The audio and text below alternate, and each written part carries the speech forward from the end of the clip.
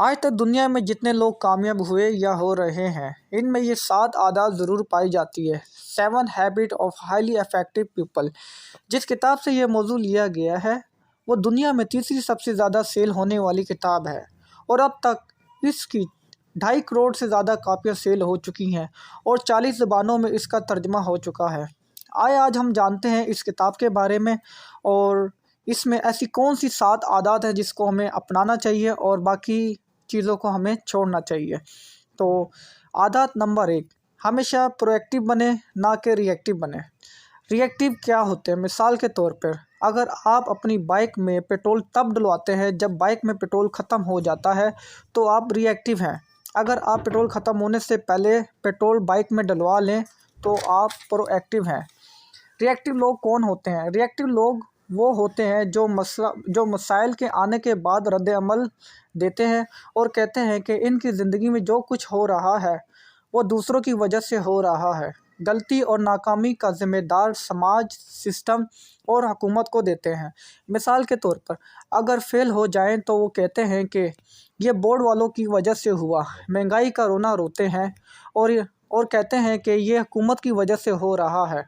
گرمی اور سردی کی شکایت کرتے ہیں اور اگر کچھ نہ ملے تو اپنی قسمت کو ہی کوستے رہتے ہیں۔ اس کے برعکس پرو ایکٹیو لوگ کون ہوتے ہیں؟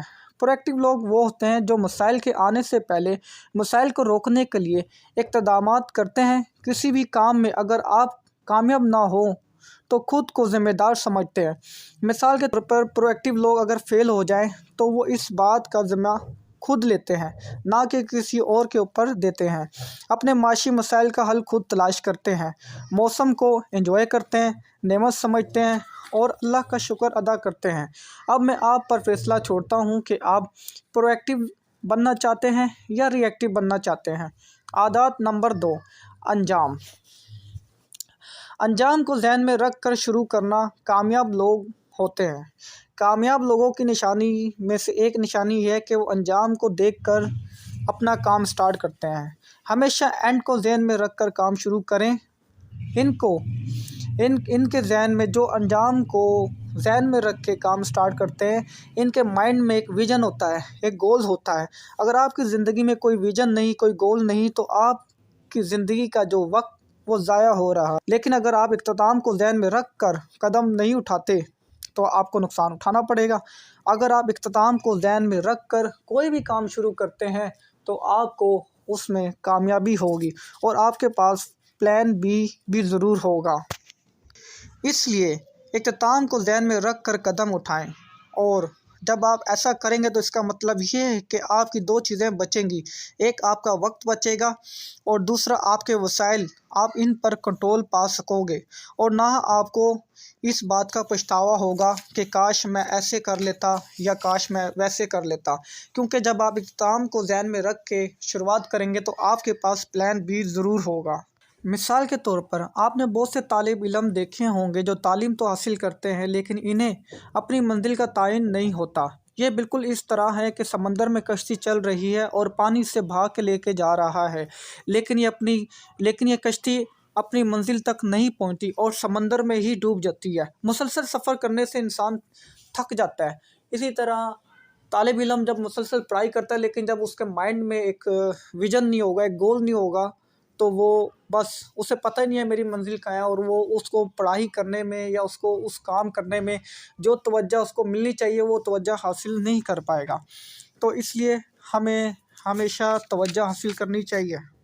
تو اس لیے ہمیں انجام کو سوچ کے کوئی کام شروع کرنا ہو تو اپنے انجام کو ذہن میں رکھیں۔ عادت نمبر 3، اہم کام پہلے۔ کیا آپ بہت زیادہ مصروف رہتے ہیں؟ آپ اتنے مصروف ہیں کہ آپ کے بہت سے کام بقایا رہ جاتے ہیں؟ تو نوٹ کریں کہ آج کے دن میں آپ کتنے اہم کام کرتے ہیں اور کتنے غیر ضروری اہم کام کرتے ہیں۔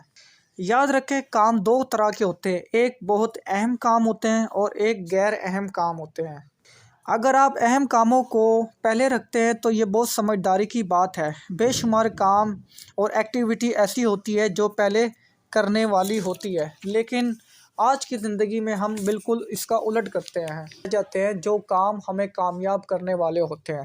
تو اس لیے اپنا ایک ٹائم شیڈول بنائیں اور آپ یہ سوچیں کہ آپ اپنی زندگی میں کتنے غیر اہم کام کرتے ہیں اور کتنے اہم کام کرتے ہیں۔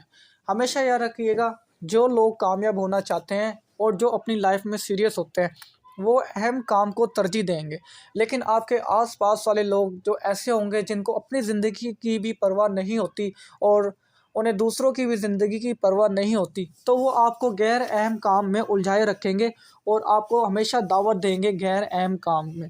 تو آپ نے کبھی بھی ان چیزوں کو فالو نہیں کرنا، بلکہ آپ نے ہمیشہ اہم کام کو ترجیح دینی ہے اور دوسروں کو بھی اہم کام کرنے کے لیے دعوت دینی ہے۔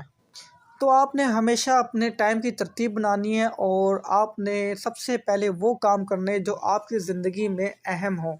فیملی کو ٹائم دینا، اپنے جاب کو ٹائم دینا، اپنے کام کو ٹائم دینا، اپنی باڈی کو ٹائم دینا، اپنے آپ کے اوپر ٹائم لگانا، یہ آپ کے لیے بہت ضروری ہے۔ اس کے بعد جو دوسرا پلیٹ فارم آتا ہے جیسے سوشل میڈیا کا ٹائم ہے، اس وجہ سے آپ سوشل میڈیا کو بعد میں ٹائم دیں، پہلے آپ اپنی اہم ضروریات کو وقت دیں۔ عادات نمبر 4، جیت جیت سوچیں۔ ہماری سوچ بنی ہوئی ہے کہ اگلا بندہ ہارے گا تو ہماری جیت ہوگی۔ مثال کے طور پہ بچپن میں ہم لوڈو کھیلتے تھے جس میں ایک بندہ جیتتا تھا، اور اگر ہم یہی فارمولہ اپنی زندگی میں لگائیں تو ہماری زندگی تباہ ہو جائے گی۔ ہمیں جیت کے ساتھ دوسروں کی جیت کا سوچنا چاہیے۔ مثال کے طور پر آپ روزانہ شام کو پڑھائی کرتے ہیں اور آپ کا پڑوسی تیز آواز میں میوزک لگاتا ہے، زیادہ تر لوگ یہی چاہیں گے کہ وہ بندہ میوزک بند کر دے تاکہ آپ کی جیت ہو جائے اور اس کی ہار ہو جائے، لیکن اس کا ایک اور بھی حل ہے۔ آپ یہ سوچیں کہ اس کو کیا چاہیے، کہ وہ میوزک سننا چاہتا ہے، تو آپ اس کو یہ بول سکتے ہیں کہ میرے بھائی، میں روزانہ شام 6 سے 7 بجے تک پڑھائی کرتا ہوں، آپ یا تو 6 بجے سے پہلے میوزک سن لیا کریں یا 7 بجے کے بعد میوزک سن لیا کریں۔ اب جب آپ اس کو ایسے ڈیل کرو گے تو زیادہ چانسز ہیں کہ وہ آپ کی بات مان جائے۔ اس عمل کو کہتے ہیں تھن ون ود تھن، یعنی جیتو تو ایسے جیتو کہ آپ کی جیت کے ساتھ دوسروں کی بھی جیت ہو۔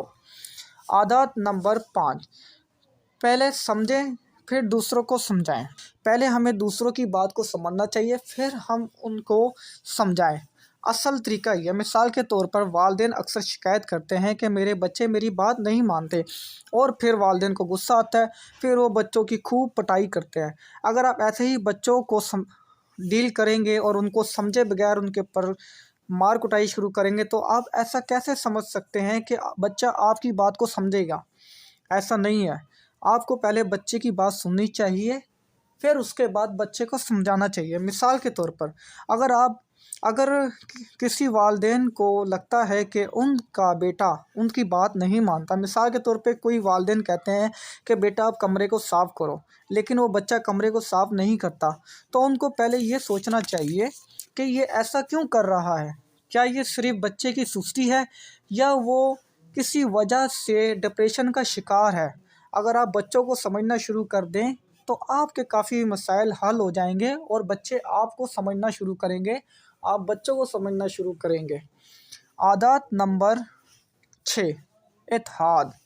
اگر آپ اپنی عقل سمجھ بیٹھے تو آپ کبھی ترقی نہیں کر پائیں گے، اور اگر آپ اکیلے ہی ترقی کرنا چاہیں تو آپ کبھی ترقی نہیں کر پائیں گے۔ ترقی ہمیشہ ٹیم سے ہوتی ہے۔ جب آپ اپنی زندگی میں ٹیم بنا لیتے ہیں تو اس کا مطلب آپ میں بہت بڑی صلاحیت ہے لوگوں کو جوڑنے کی اپنے کام کے لیے۔ اگر آپ ٹیم بنا لیں تو آپ کامیاب کاروبار بھی کر سکتے ہیں اور ادارے بھی بنا سکتے ہیں، اور انشاءاللہ پھر آپ خود بھی ترقی کریں گے اور ساتھ ساتھ آپ کے دوسرے لوگ بھی ترقی کریں گے۔ فرض کریں کہ آپ کے پاس ایک سیب کا درخت ہے، اس پر 5 سیب لگے ہیں، 2 لوگ پاس کھڑے ہیں لیکن وہ اتنے چھوٹے ہیں کہ وہ سیب تک نہیں پہنچ سکتے۔ لیکن اس کا ایک اور حل بھی ہے۔ اگر ایک بندہ دوسرے بندے کے کندھے کے اوپر چڑھ کر سیب کو توڑنا چاہے تو وہ 5 کے 5 سیب آسانی سے توڑ سکتا ہے۔ اس عمل کو کہتے ہیں اتحاد۔ اور عادت نمبر 7، آری کو تیز کرو۔ ایک بابا جی بہت دیر سے ایک درخت کو کاٹ رہے تھے لیکن کامیاب نہیں ہو پا رہے تھے۔ ایک آدمی بہت دیر سے بابا جی کو دیکھ رہا تھا۔ وہ آدمی بابا جی کے پاس آیا اور کہنے لگا، بابا جی، آری کو تیز کر لو۔ दरख्त जल्दी से कट जाएगा। बाबा जी ने आगे से जवाब दिया, आरी को तेज़ करने में टाइम लगेगा और टाइम मेरे पास नहीं है। आपको ये जवाब सुनकर हंसी तो आ रही होगी, मगर मैं आपको बताता चलूं कि ज़िंदगी में बहुत से मामलात में हम ऐसे ही करते हैं। मसलन 15 मिनट हम किताब तो पढ़ नहीं सकते और शिकायत करते हैं कि हम कामयाब नहीं हो रहे, हमारे अच्छे रिज़ल्ट नहीं आ रहे, हमें अच्छे नंबर नहीं मिल रहे। और 20 मिनट के लिए हम वर्जिश तो कर नहीं सकते, फिर हम कहते हैं कि हम बीमार हैं, हमारी सेहत नहीं बन रही, हमारे अंदर क़ुव्वत नहीं है, हम ज़्यादा वज़न नहीं उठा सकते, ज़्यादा हम वॉक नहीं कर सकते। तो हमें मेहनत करनी चाहिए। इंसानी जिस्म के 4 पहलू हैं, जिसमें जिस्म, ज़हन, जज्बात और रूहानियात।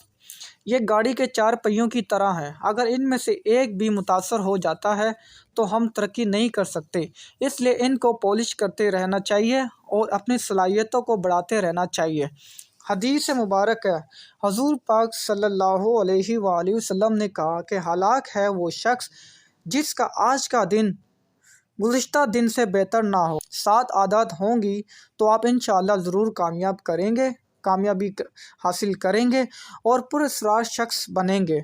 और ये अमल नस्ल दर नस्ल नस्लों के अंदर मुंतकिल होता रहेगा।